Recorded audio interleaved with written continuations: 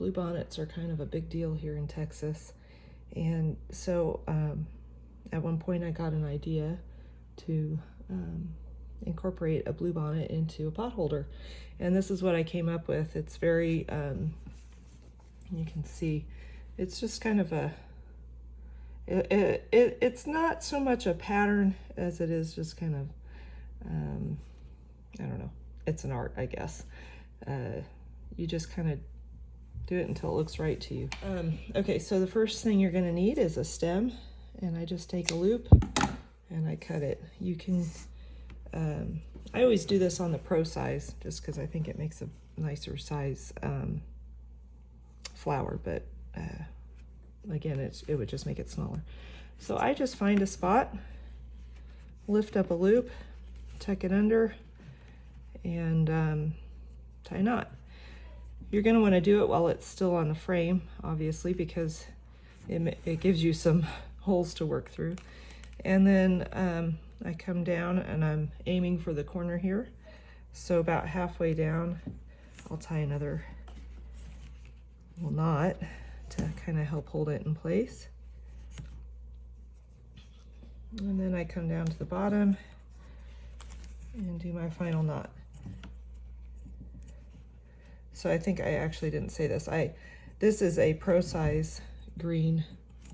You can use traditional, and you probably won't have any extra to cut off, but I just like to have the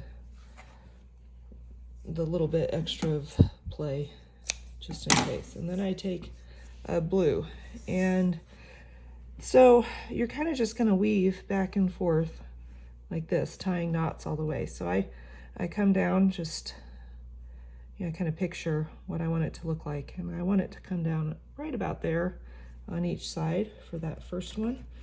I want this green knot to be kind of tucked up underneath the flower.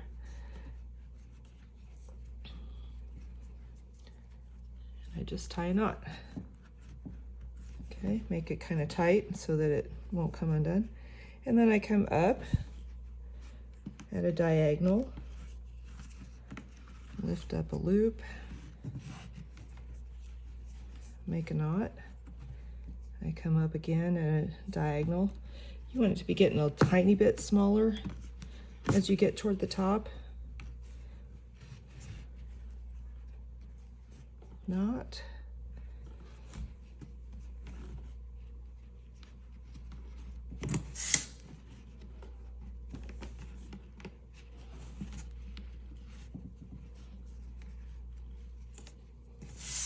And I like to work with it on the diagonal so that I can see, you know, a little clearer what it's going to look like. And then when you bind it off and make the hanging loop here, it'll hang right. Okay, so there's one. Take another loop. Start down on the bottom on the other side.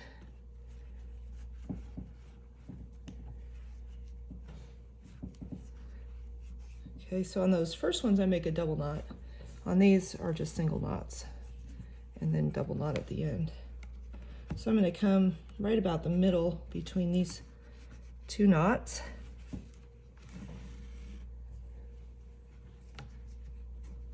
And make a knot. Again, about the middle. Over here.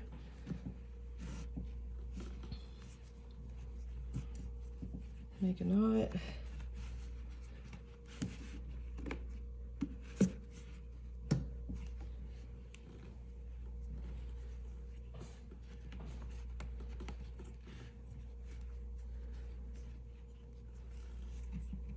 You have to have a little bit of finger strength in order to do this, because you're kind of manipulating loops that are on there already fairly tightly to begin with, and they don't want to give a whole lot. And then this one I'm going to snip off a little bit extra. I'm going to do another one. This one I'm going to start kind of down here in the middle.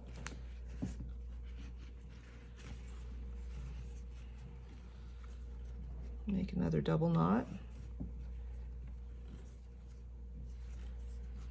And let's see, I'm gonna come, this looks bare here. And now you're just kind of going back and forth, giving a little more fullness.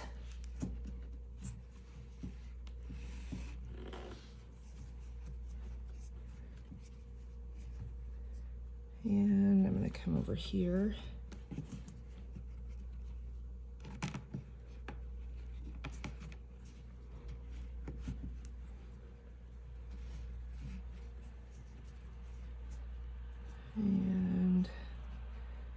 And where do I want to go?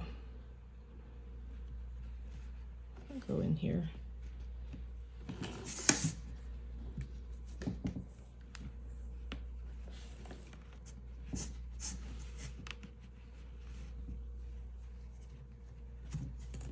Right there. And I'm going to just come straight up toward the middle here.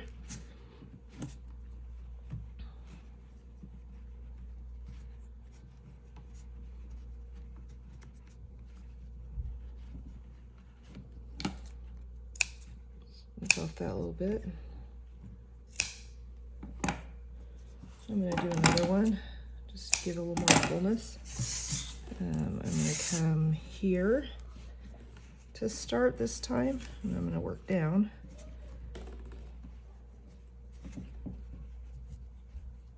And again, there's no like rule to this. There's not a set number of loops you need to use or certain direction or anything. You just kind of do it until it looks the way you want it to look.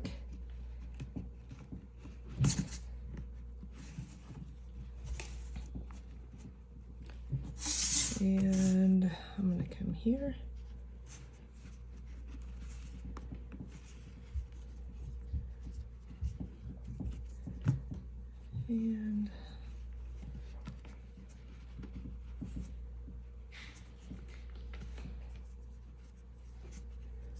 And there, and I'm going to end here close to the stem, but on the other side. And make my double knot. And I think that's full. I'm happy with that one. Okay, so now I've got my blue on. I'm going to take a white loop. Now this one is again a pro size. You can use the smaller sizes, but you might end up needing more and more knots. So I just go with the pro. So I'm just kind of going to tie this knot here on one side at the top of the flower. I'm going to come up center a little bit higher. And then I'm going to come down on the other side, and we'll go right here. Make another knot. And then I usually come back sort of in the middle, maybe a little left of center here. And I make another knot. Sometimes I'll take this tail and tie it in before I make the other knot.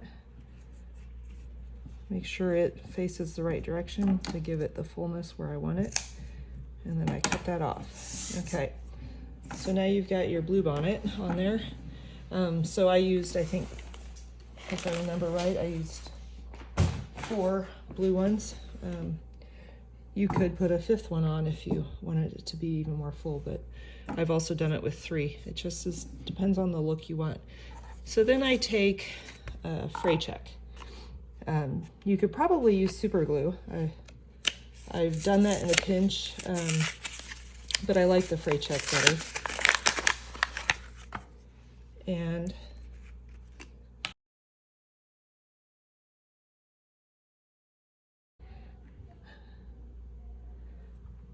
I just put it on the ends that are loose there.